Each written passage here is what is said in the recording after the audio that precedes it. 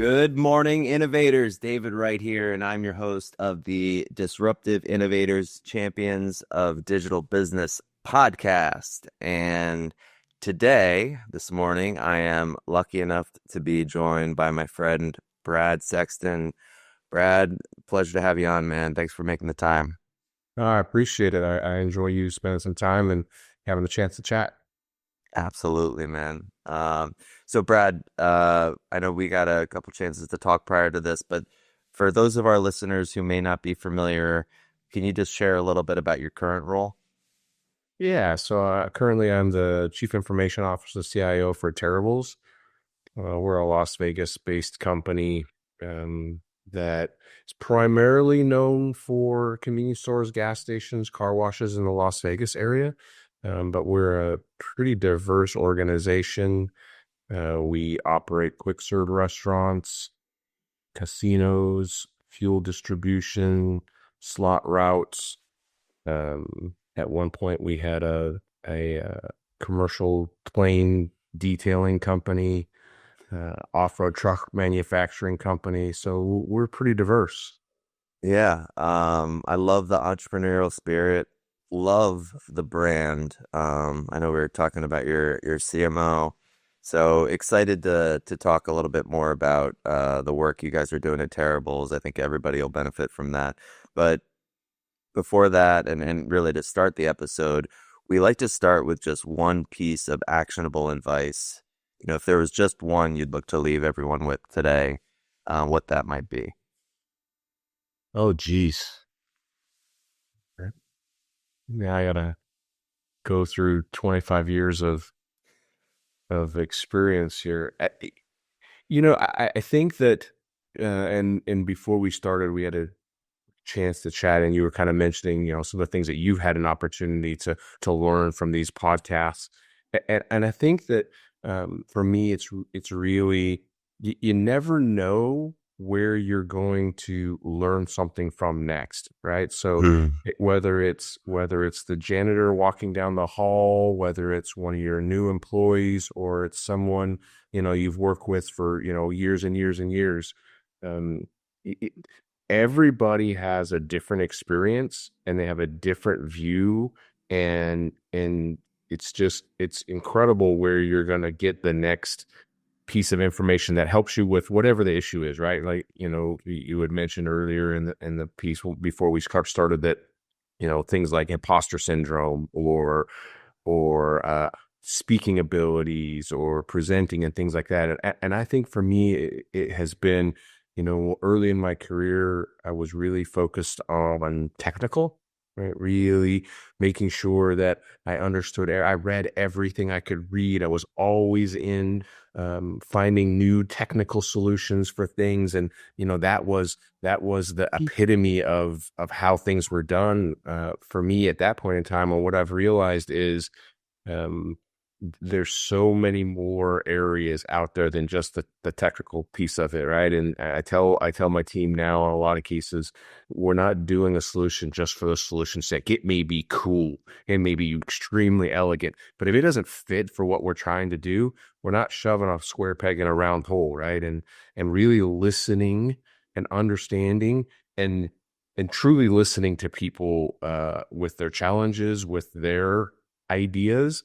And I think the second part to that is you don't have to be the one with all the ideas, right? Mm, I can't be. right. And that's the that part of maybe the imposter syndrome, or trying to figure out like how you're supposed to lead, making sure that, if someone else comes up with it, give them the credit for it, right? They worked for it. They deserve it. It doesn't diminish you as a leader in any capacity, right? It actually helps that whole process, but it takes some time to get to that piece of it. And so I tell anybody coming up, like, just be patient with it. Listen to people, and let them tell you how to really kind of continue to succeed.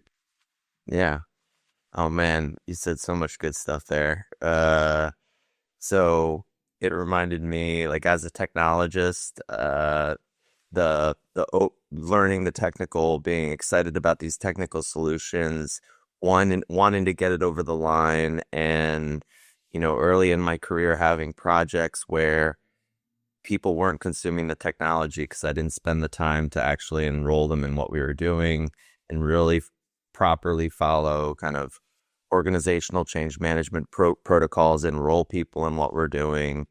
Um, you know, so definitely had that experience. And, I love how you started things out too with just like, yes, like I can learn things from anyone. And if I'm a humble leader, right? I think that for me, humility is a quality that I've grown to admire more and more of the leaders that I really appreciate the most. And I've got to, like we were talking about, talk to a lot of folks on this podcast. And these are guys and gals who are at the pinnacle of their career.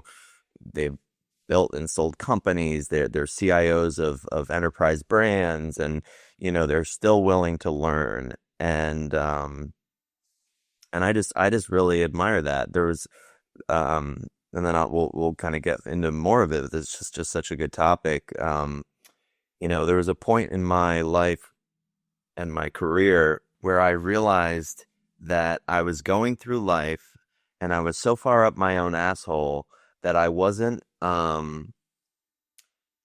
like I was seemingly kind and engaging with people, but it was all about me.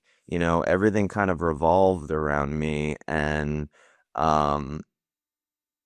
and I wasn't really connecting with people. And I had this kind of life moment where I realized that, and it took me down a few notches, which is what I needed. I really needed that.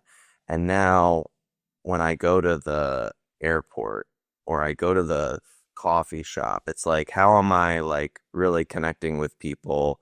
And I'll tell you, not only have I learned more, but it's made my life more fulfilling. I've got to show up for people in a moment. Like I remember there was this time when I was at the airport and there was this gate agent and she was having a bad day, and we ended up like talking about her child's name, and it like meant the sun in this different language. And it was just such a like, I had never heard that the word said that way before, and B, it was such a lovely moment. And I think that just kind of encapsulates that. So, but like bringing it back to the workforce, right? Um, Absolutely. I mean, my mom has always been a proponent, like you got to hire people that are smarter than you, right? And I've made a point of that. And I'll tell people, CIOs I'm in a meeting with, I'm like, yeah, I'm talking to you, blah, blah, blah. And I got a bench of people much smarter than me to help me do this work with you, you know?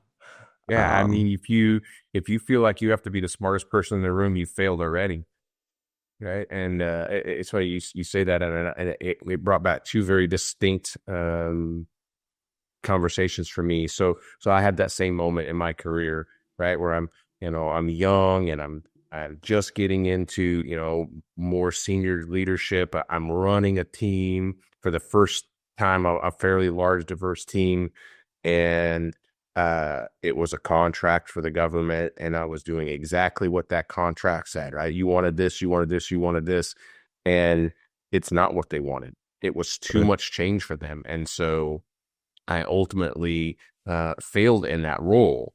And it took me, my boss at the time was awesome. And he came to me and said, we want to offer you a different role. This one isn't working. Very nice about it. I ultimately couldn't take that role because it was moving and couldn't do that. But literally kind of walk through that last 2 years of what had kind of transpired and how I had interacted and how ultimately the customer was unhappy with that interaction. But I was so frustrated and mad at him for so long that it was probably about 6 or 7 years. And I still talk to him. It's probably 6 or 7 years later that he was in town. I was sat down and have a drink, and I sat down with him and I've been rolling this through my head for years, and finally came to it finally hit me. I failed. It wasn't somebody else's fault. It wasn't the contract. It wasn't the customer that set the expectations incorrectly. I failed. And once I had accepted the fact that it was my failure, And how do I not have that happen again? I sat down with him and I bought him a drink and said, "Thank you very much. Love that. You in that moment helped me. It took me years to get past it, but you laid the groundwork for helping me get to, I'd have never got to where I'm at right now without that interaction, without that moment. Right. And so, um, yeah, it's, and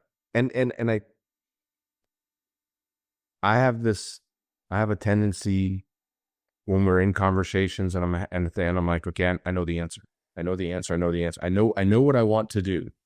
And I always try to remember that moment with him to come back and say, okay, what to really listen to the rest of it. Cause sometimes I'll have this tendency to kind of tune out. I'm like, okay, I hear you. And I know that that's not going to work, but, Mm, but I'm trying to let them communicate their issue. And one of the things that as a leader, you're trying to help people, see things from a bigger perspective.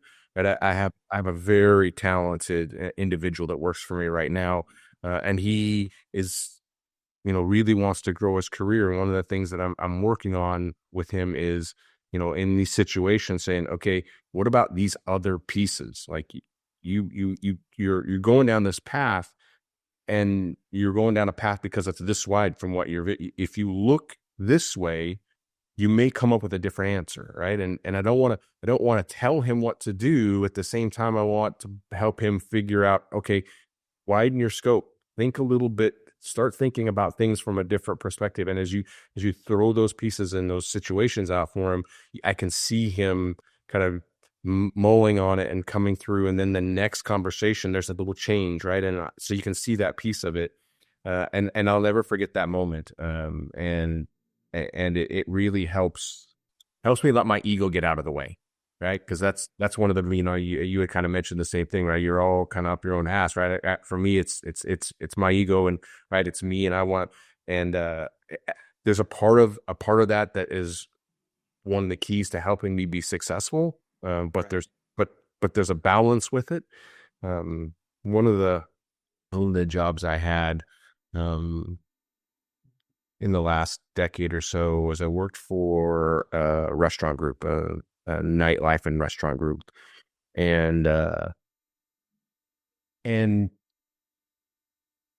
working with bartenders and servers and people who are really truly interacting from a customer service perspective day to day in the front lines of that, and take a lot of abuse, really take a lot of abuse, because people tend to look down at them. They're just a server, whatever the case may be. And really realizing just how difficult it is for them to do that job and to stay positive and to continue to have that positive customer service interaction is a tremendous skill, absolutely incredible. And it really, for me, was one of the other one of those two kind of defining moments for me to realize you are no better than anybody else. I don't care what your stature is. I don't care how much money you have. I don't care what position you have or where you are in life. No one's any better than anybody else. And if you just stop and listen, it's incredible what you'll learn. I've learned so much in terms of how to deal with people by just watching janitors and servers and other people in those capacities. And so, it kind of comes back to what you asked me in the first place. Like that's the, and for me, it's a constant challenge, right? Yeah. There's an old bluegrass song say constant struggle, right? And that's exactly what that is for me is get out of my own way. Let people help who really can help. Yeah. Well, and it's like, I mean, I heard in what you said, like, having empathy with my That's my wife. colleagues, and yeah, That's my wife for me. I would not be nearly as empathetic as I am now if it weren't for her. And she does the exact same job I do, right? So it's an interesting dynamic, but I learn from her so much all the time. She's such an incredible leader. yeah. And then like you also got me thinking about how about acceptance and how I had to learn as an entrepreneur. So you gotta, we're scaling 4x last year. We're rocking and rolling. I can only control what I can control, truly. And, I gotta keep my side of the street clean and, do the next right thing and then let go. Because if I Kind of try to easy. worry about everything else that I can't control, I'm gonna drive myself bananas. And the last thing I'll say, just because you said so many good things, you got me thinking with what you're saying early on about like one of the first, it was like, I don't know, 5, 6 years ago, something like that. It was one of the first big health systems we worked with on a CX project, and we had built this consulting module on ITIL best practices, and all I had consulted with research groups and other CIOs, and this thing was it was mint. It was ready to rock, and we got into this health system that we really shouldn't have been, working with. They were very big. Well, I shouldn't say shouldn't be working with, but we got a look that we wouldn't have otherwise gotten if we didn't know someone. We did great work. We did great work, and we came up with this roadmap, and it was beautiful. And we're like, this is what you got to do. This, and this is this like whole advisory board of people, executives, IT, digital. And some of the folks knew what we were talking about, and a lot of them had no idea what we were talking about. It was like we were talking Chinese, and we just kept pushing it.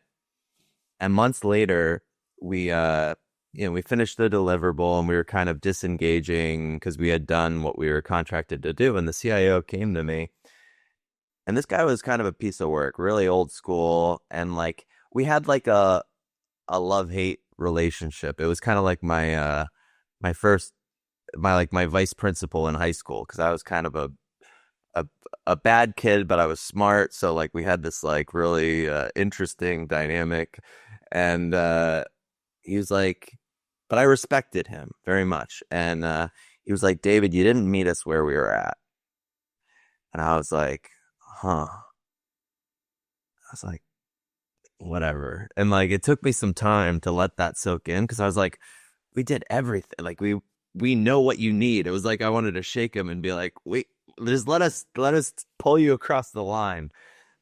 But you can't do that, you know?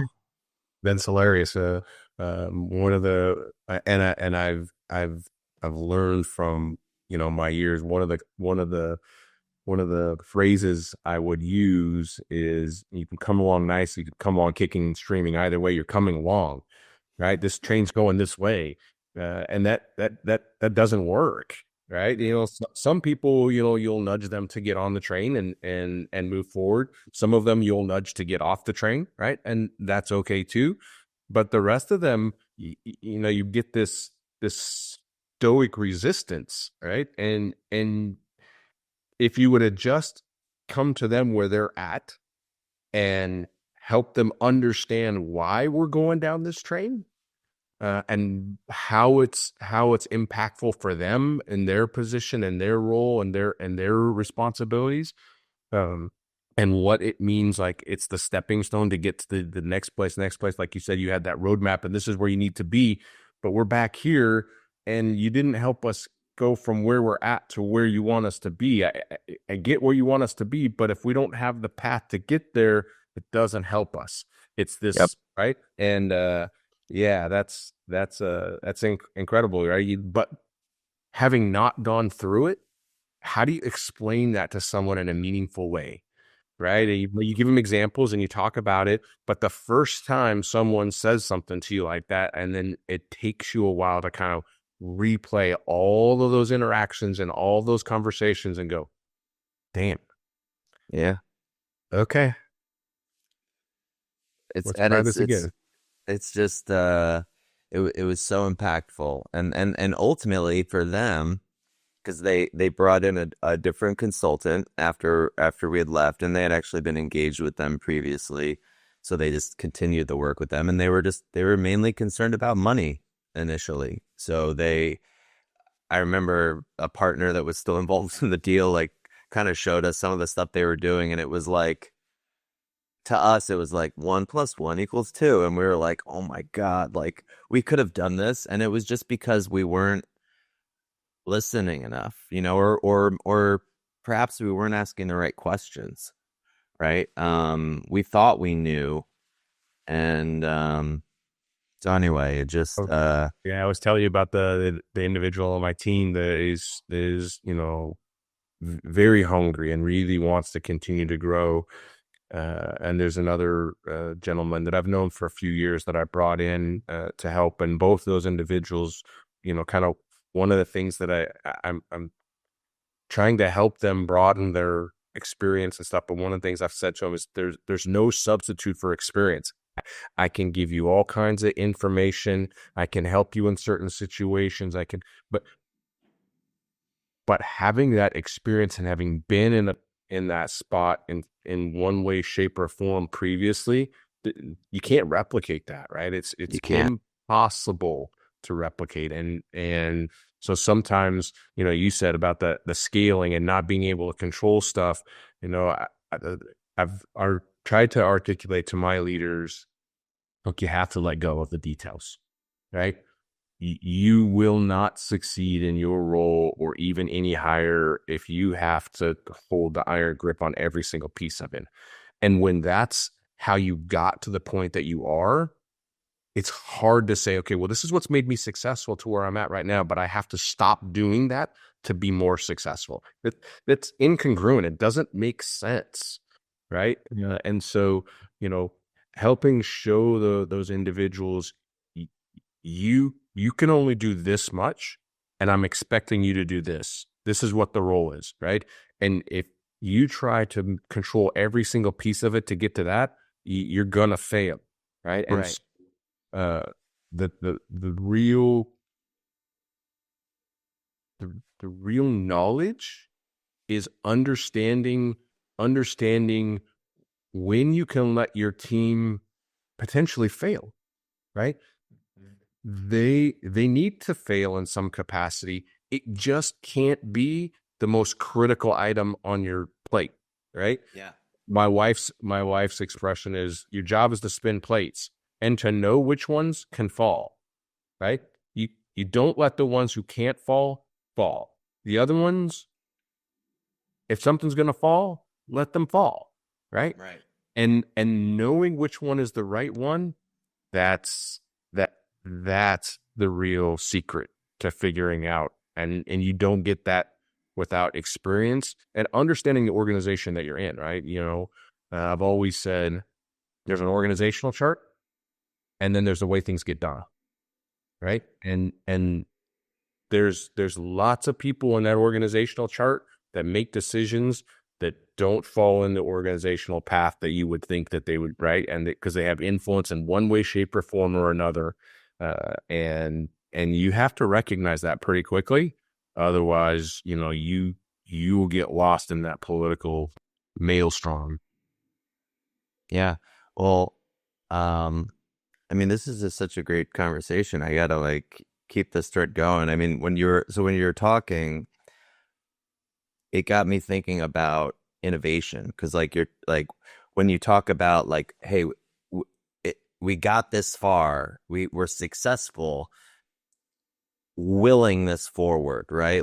I identify with that so much as an entrepreneur, because you have to do that initially, especially starting as a solopreneur. It's all you have is your grit and your drive and your will. Innovation, a new idea or method or device, the introduction of something new, innovational, ability to conceive, develop, deliver, scale some new idea, creation of something new. So, you have to, that, going from there to there. That's innovation. You need to do more with less. You need to do something new. You need to be able to fail in a calculated way. And it's funny, there was a post the other day of from a colleague, another CIO that I really admire, and he was talking about the biggest enemies to innovation or something like that. And it got me thinking about another recent customer where there was an executive who oversaw one of these particular groups, and they ruled by iron fist. It was like, we need this yesterday.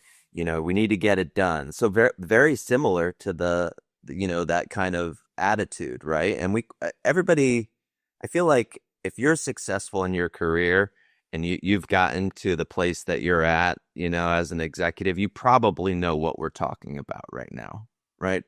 Odds are. And maybe you're not like that anymore, but you probably were at one point, especially if you were born, pre 1990. But anyway, I digress. So we had to really unwind this because people were used to getting these directives and needing to act, and we need it by yesterday, and it was just like that constant urgency where everything's on fire.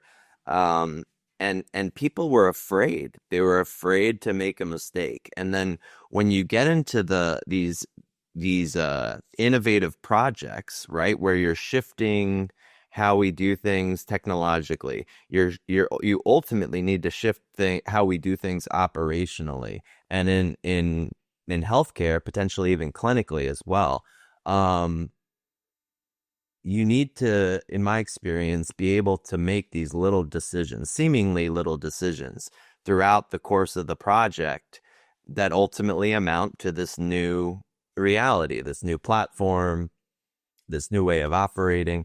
And if people are afraid to make those little decisions, it creates, well, I mean, I guess it's obvious, it creates immense delay. You can't innovate like that. It just doesn't work. And so, I was talking to a colleague down in Florida who's, about to bring us in yesterday about how sometimes we act as a therapist to businesses, where we're just literally like putting our arm around them, and we're having conversations like this because, and Rachel Lockett, she's at a, Minnesota, she'll say this: the technology works. If I design it properly, redundantly, etc., I can get 5 nines, like it'll work. The rest of it, that's the tricky part. Yeah, it's the operational piece of it, right? And it's funny you said this, if you're born before 1990. It's and the first thing that was triggering for me is, you're absolutely right. When you talk about like my generation or a generation before that, right, we're called latchkey kids, right? And Right. and you had to do this on your own because there was no one else around, right? And so my dad, who was born in the 40s, right, and mom and dad were really, I can't tell you how many times my dad said, I don't care what you do, just be the best that you can at what you do, right? Whatever. He said, I don't care if you're a garbage man or if you're a bum on the street or you're the executive at a company. It doesn't matter to me as long as you're the best that you can be. And for me, what that meant was I had to be the best. Not the best that I could be, but I had to be the best, right? And so I tell this to my wife, and sometimes she just kind of turns her head to me and is like, I don't know, you're just crazy, right? And I have a competitive piece building. It is just ingrained. It's part of my DNA, Yep. and for me, it's not whether I win, it's not losing, and there's a difference. For me, there's a very specific difference. I could win, and that's great, but it's more about not losing, Mm. right? And so it's hard to articulate that piece, but that's part of the reason why it was so difficult for me initially in my career, being able to have to let go and make those smaller decisions and say, okay. And then when you get to that point that you realize that and you have to make those decisions, you're like, okay, well, here's where we are. Here's where we need to be. And the rest of the people don't necessarily, that's one of the reasons why we're in these roles, is because we can see that end game, right? And that strategic and that bigger picture of where we need to go. Yep. And it's those little decisions to say, okay, we're going down this path right now. here's the goal over here. We're going down this path. Okay, how do I incrementally widen your vision a little bit to see a little bit over here and narrow it here, right? And so I'm just kind of, turning that boat, right? And it takes time, and it takes those little interactions every single time, and you have to think about it and go, okay, well, okay, you don't, but I can get you a little closer. And every time I get you a little closer, we're making progress. And sometimes that's frustrating, especially for someone like me who really wants, like, okay, I can see it. Let's, like, just like you were talking about your project, like, here's where you need to be. That, come on, let's go, right? Yeah, go instead of like Left turn, incremental, just like yeah, turn the left boat. turn, we're there. Come on, right? It's right there. And but if they don't see it, right? If they don't understand and they don't see it, it's they're never going to get there. I had a conversation with one of our executives the other day, and we have this homegrown application that we've used for 20 plus years. That's the bane of my existence. If I could turn it off today, I would turn it off and do office, do the office party with the bats and take the hardware out and just, destroyed it. But it's ingrained in our operations, and it's critical to the way that we operate right now. And I know there's another executive of mine that we're really trying to change that culture, but it's little pieces at a time. But I was talking to this other executive, and he was telling me, like, I have a staff member on my team that's primarily responsible for this application, right? And so, he is communicating with a staff member, and English isn't her first language, and she's a extremely bright and capable individual. But communications and understand, she's the first time she's been in this industry at the same time. And so kind of understanding all the different pieces of it and how part of it. And so his communication, so, I had to kind of step in and say, okay, let me help with this conversation. And so I was having this conversation with him. It's been about 6 months now, and said, hey, I feel like the interactions and the way that we're addressing your concerns with this application and stuff is going better, right? It's, it's not where we want it to be yet. We're still making progress on it, and there's, all kinds of other challenges with that. But it feels like that just the communication piece and the understanding of what you're asking us to do and what we're delivering is getting better. And he goes, absolutely, I think so too. He goes, but he goes, I think that's because of, he's telling me he thinks that's because of me, right? Being able to, kind of bridge he goes, I can't speak your technical language, right? And so sometimes he goes, I have a difficulty trying to articulate, this lady's name's Liana, to her about what I'm asking her to do and getting it to a point where she understands what I'm trying to say. I said, I think that's 50% of my job. 50% of my job is translator, right? Yep. If I can't translate the technical piece to business outcomes and to the rest of my peers, like, we're all business leaders. Right. My wife did a presentation about a year ago. It's not IT in the business; it's just the business, right? And I love it, and I'll steal it every chance I get because it's so insightful to say we are all business leaders, right? And so, 15 years ago when IT didn't have a C-level position and they weren't at the Right. table of the companies, and we fought so hard to get there, and then we get individuals that get up there in that role and then they alienate their peers because they can't communicate with them, right? One of the things that I've, for me, for my wife and I, actually, we thought about going back to school. So we both have our bachelor's degree, and thought about going back to school, and I'm like, okay, what do we want to do with a master's degree, right?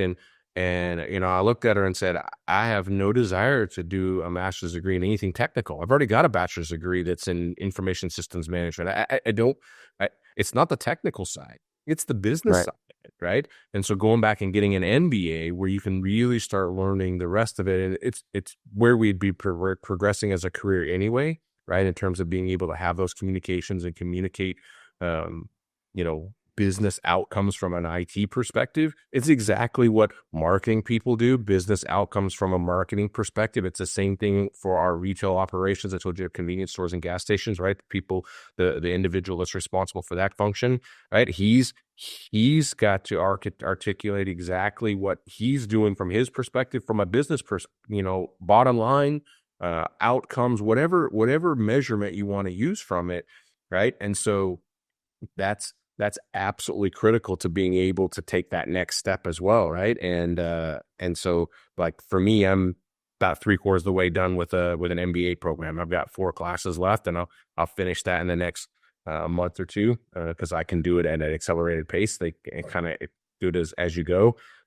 But it's just reinforcing that piece that I realized that, earlier in my career is, if I can't communicate with you and go back to the conversation with the executive, that's exactly my job, right? If I can't do that, I'm in the wrong role, or you've got the wrong person in that role, because that's what's necessary at that level. Yep. No, 100%. Um, wow. So this has been awesome, Brad. I want to talk a little bit more about terribles in particular. Before we do, I always just like to ask favorite book or literary piece. It could be even a podcast, but like something that you've been reading, either that you've read historically that like always stood out to you, or that you've been reading recently.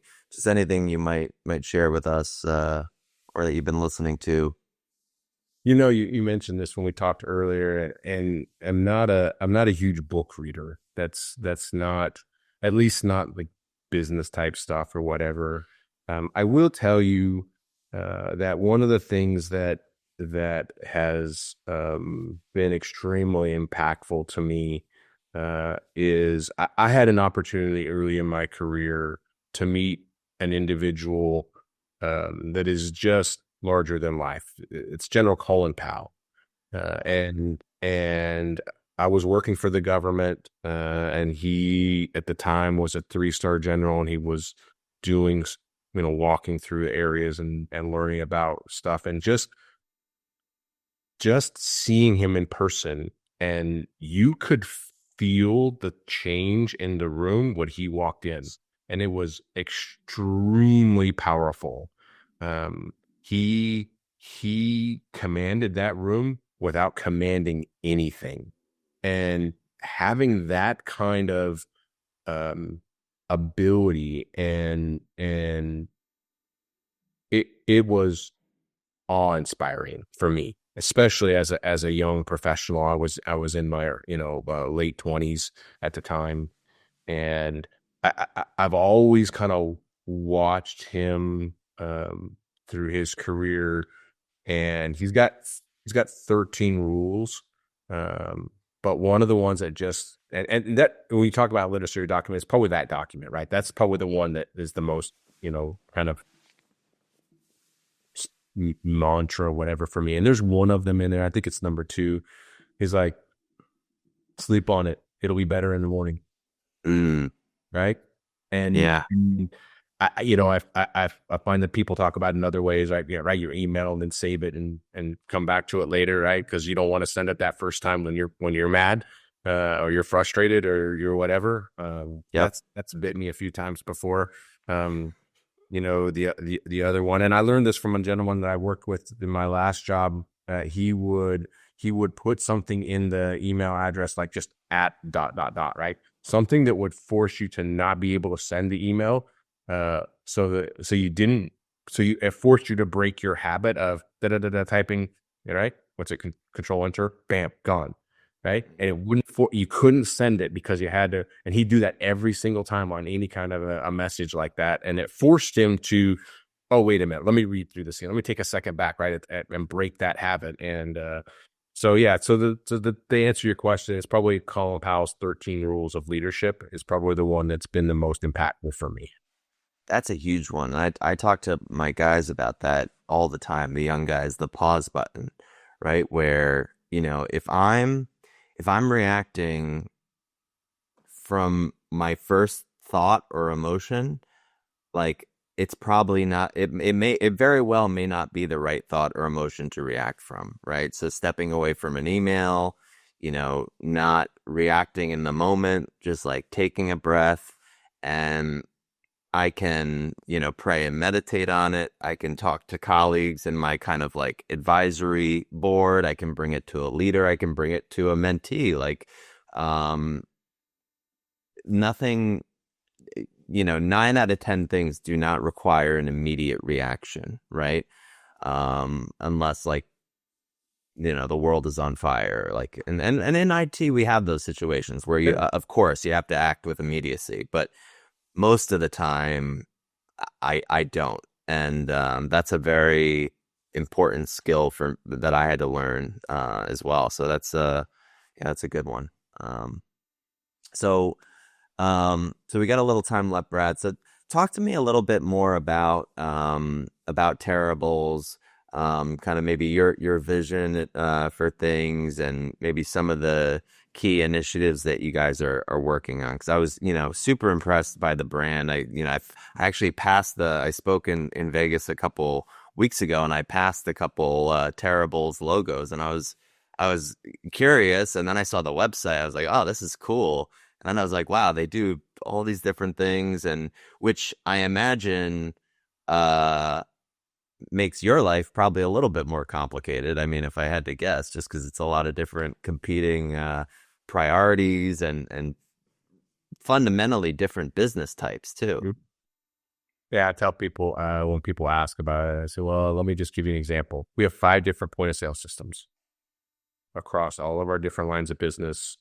And I may be able to consolidate it down to a couple of them. We're working on, two other ones to kind of to phase out and standardize them. But I will never get past at least 3. It's just not going to happen in our environment. And so, that's one of those, I can't do the same thing for all of them, right? So scaling for me is limited in some capacity by the vertical that it's in, right? But it's funny you say that. You're in Vegas. We have roughly 135, 140 convenience stores, gas stations, and car washes in the Las Vegas area. You could probably go down one corner and see one on both sides, right? If you're right off the strip and you go down Russell and cross over the freeway going west, there's one on either side of it, right? And that's not the only example of it, but that's one right there. So we are very, very prominent in the Las Vegas community, and as a family owned business, it does a couple of things, right? It gives us a very entrepreneurial attitude, right? And so we are very fast paced. We want to look at something, see if it works. If it does, great. If it doesn't, then okay, let's reset and try again. Right? I told you about the commercial plane detailing company, right? That was kind of born out of a necessity on our own side. We're like, hey, maybe we can make a little money on it. Maybe if, it can, offset some of the costs of some of the things that we have to do with it anyway. And then quickly realize, maybe not. Maybe it's not the most efficient way, right? We don't know a lot about commercial plane detailing, right? That's not our forte. But we're willing to try lots of different stuff. At the beginning of the conversation, I told you a little bit about the organization. One of the things that I mentioned real briefly, and what I didn't, is we own and operate a commercial parking lot garage. Okay. And IT actually ran that commercial parking garage for a long time because we knew the system that was put in place, and it didn't fit operationally in any one of our other verticals. And so we just kind of operated it for the first 8 months or so. 8 months of me saying we shouldn't be operating this, but we did, and we still are very engaged in that project. But that's one of the great things about the organization. Flip that same coin, and on the other side of it, you're like, really, a commercial plane detailing company? What am I going to do with that? And how am I going to support? I have no idea what you need from a support perspective, right? So I'm having to learn that whole piece as well. So you kind of flip that coin, and people are amazed. Like, I have this conversation, they're like, "Holy cow, that's crazy that you guys were, get involved in all these different kinds of things." And they say, what about doing something like this? Like, please don't. Like, No more. if our owners hear about it and it starts an idea, they'll try it. And I joke around with that because that's one of the things that makes us very unique.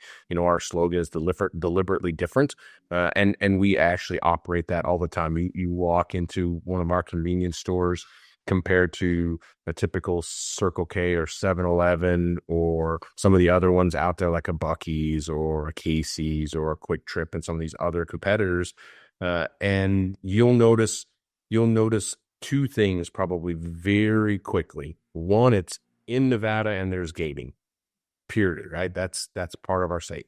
The other piece of it is that there are digital media signs throughout the entire uh, site Mm, on average, and we vary in sizes in terms of our convenience stores and stuff. We vary in sizes from 1,200 square foot, very small, not very large environment, to 10,000, 20,000 square foot. We have one in Jean, Nevada, just before I'm going south towards California on I-15, just before you get into California.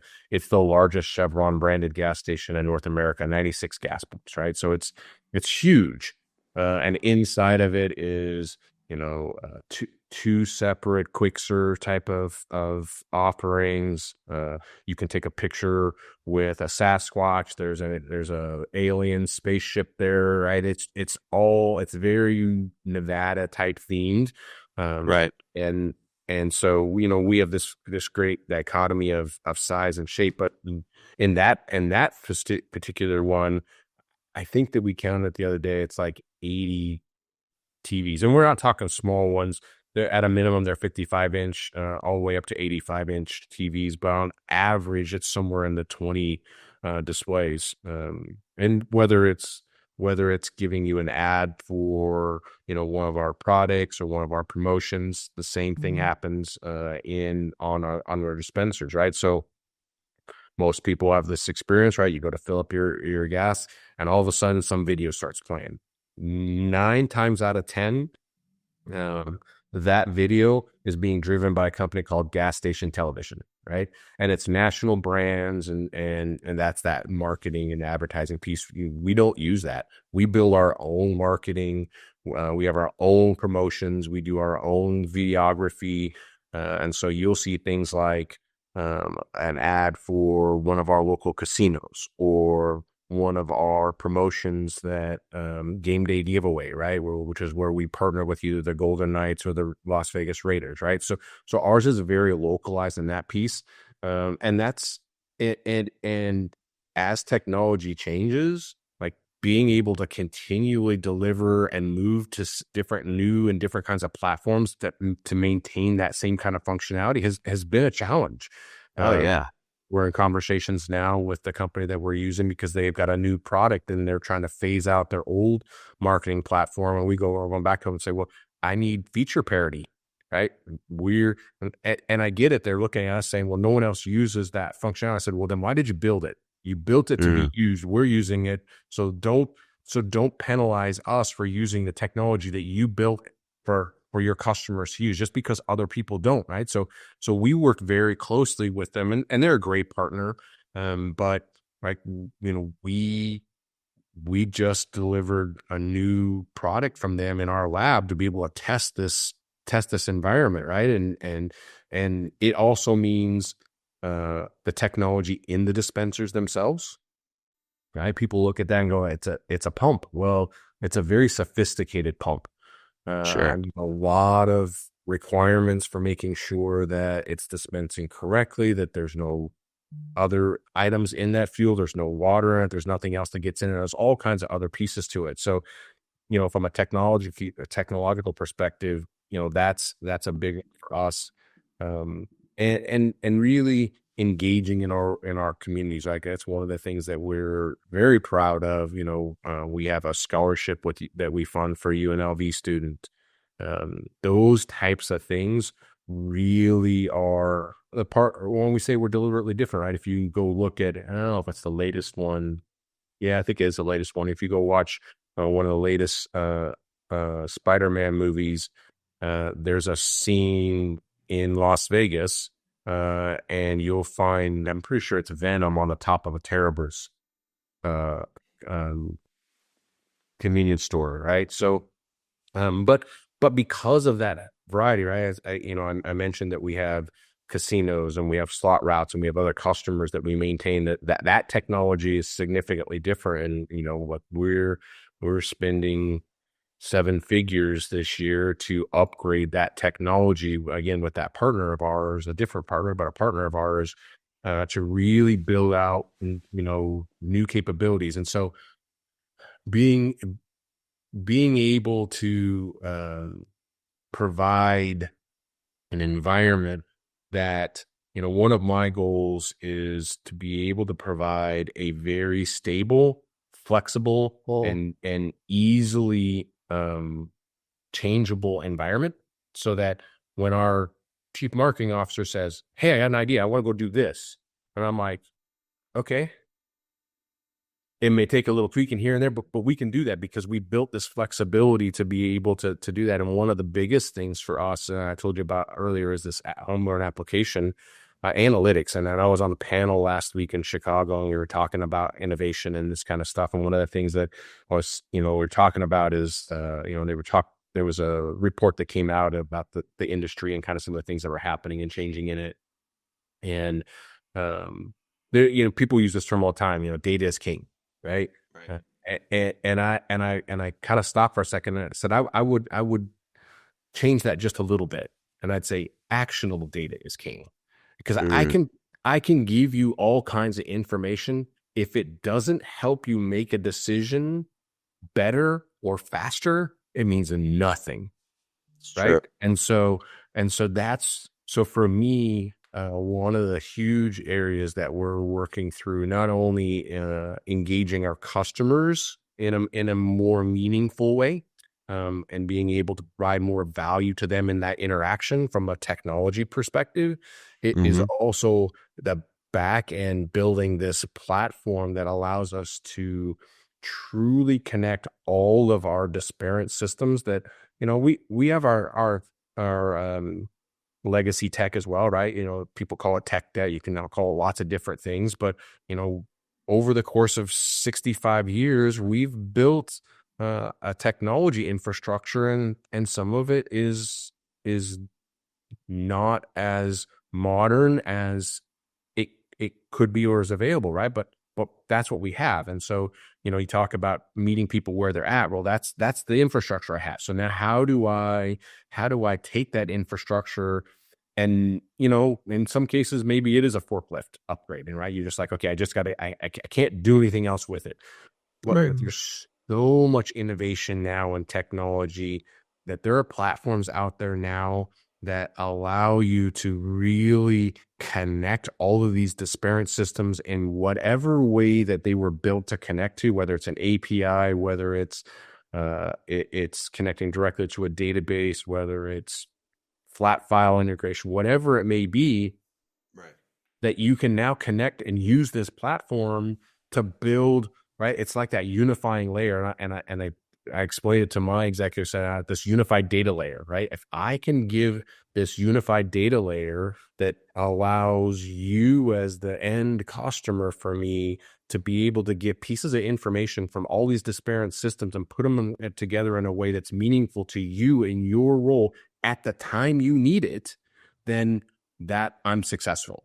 And that's one of the big pushes that we're doing. And for lack of a better term, digital transformation, it means something to everybody different ways. It gets overused in a lot of ways, but fundamentally, if you think about it, that's absolutely the path that on taking us, and my organization is taking us through, in terms of building this environment that allows us to really be truly flexible, then I'm not worried about the next uh new business that we start up, right? Right. Or because I'm like, okay, fine, I connected in here, and I can fairly quickly build, extrapolate the analytics and give you information as the operators that you need, right? And or that the next crazy idea that our chief marketing officer comes up with, because at the end of fourth quarter every year, he and his team are sequestered, and you're just like, oh damn, what are you going to come up with next, right? a friend of mine that's a CISO here in Las Vegas, and I worked for him for a while. And when I was thinking about transitioning and looking for the next opportunity, I kind of sent several people a message, and he was one of them. Said, "Hey, I'm looking for I'm gonna look for something new, and if you know something." At the time, I was a chief information security officer, and I said, "Yeah, I want to stay in the local area, and I know that I may not, it may not be a C-level position, but I'm okay with that depending on the role." And he writes back to me, he goes, "I have an idea," and this is the kind of friend that you have, and you're like, "Damn."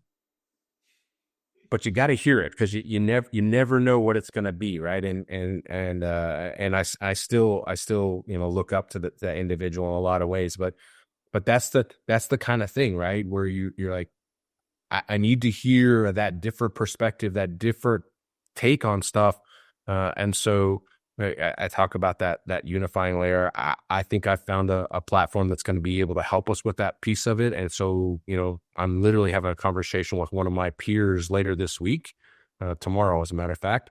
And I'm going to present this to him. He's the person who's part of our revenue management and analytics team. He leads that team. And so this is something that would mean significant, but it's also a risk for him, because if Right. I put this thing in place, then it may replace the tool that he's kind of using right now. And so now I've got this, right? Now we've got this relationship piece that we have to kind of work through. And I don't want him to feel like I'm trying to step into, I just want to give him all the tools to help him be able to be, and that's the way I need to articulate this to him.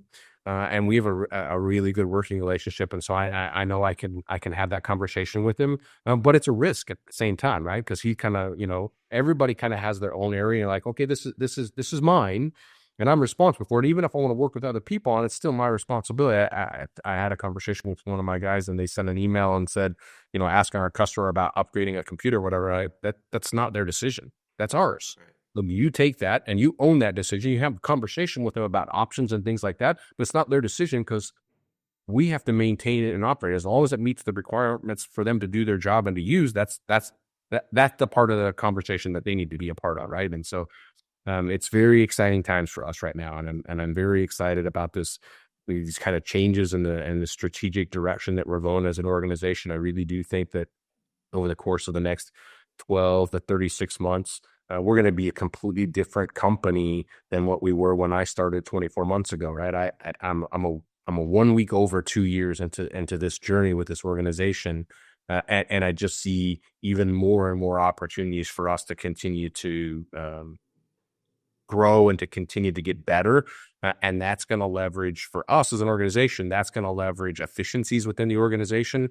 And then efficiencies now allow us to expand and continue to keep that same footprint, right?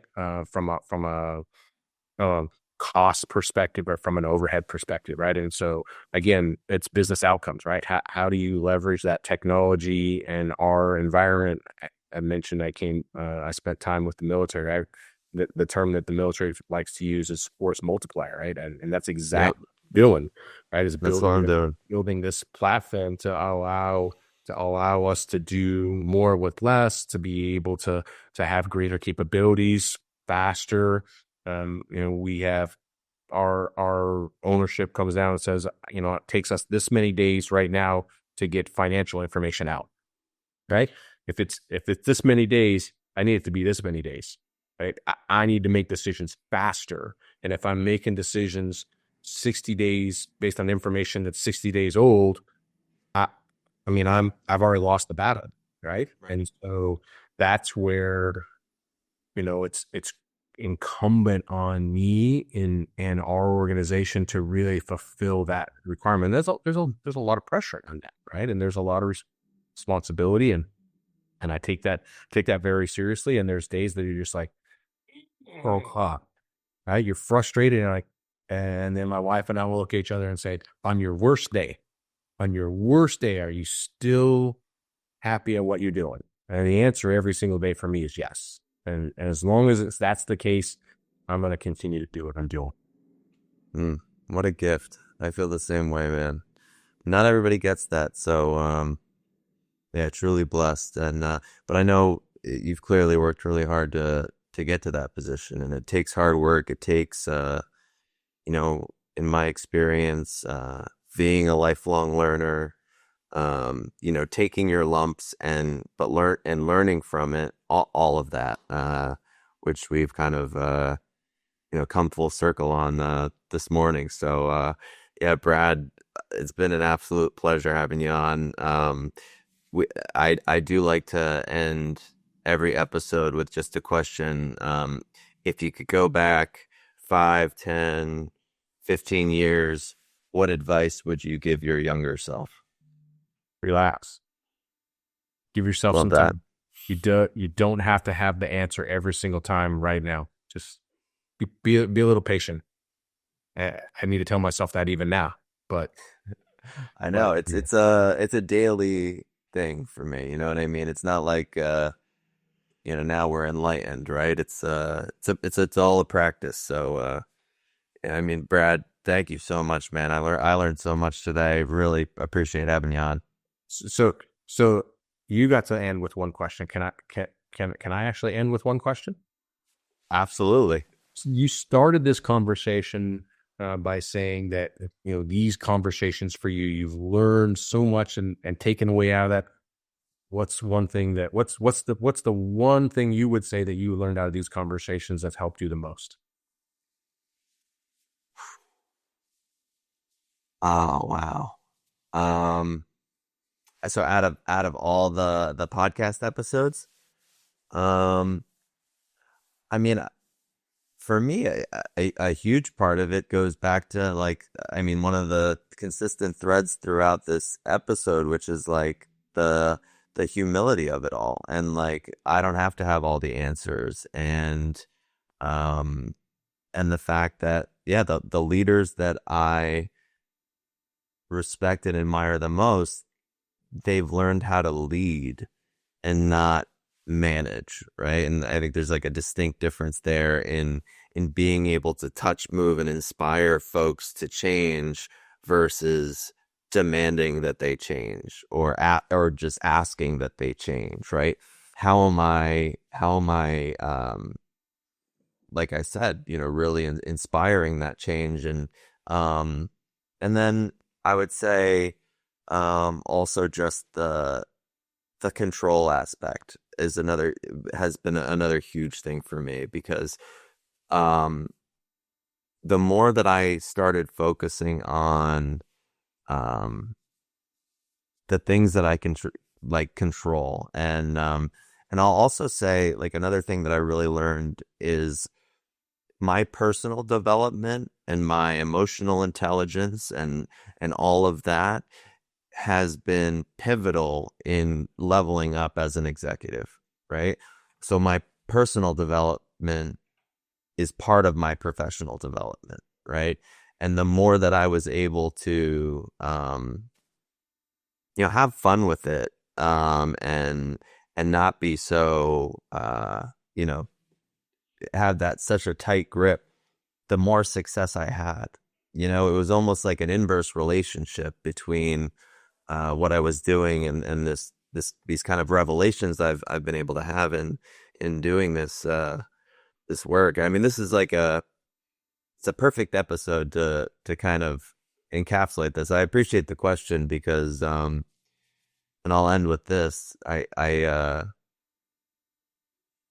mentioned that executive I was talking to yesterday, that chief consumer officer, and that whole conversation, and you know what it meant to me, and it reminded me of this line this expression I had a number of weeks back, which is uh, the older I get, the more that I learn, and the less I realize I know,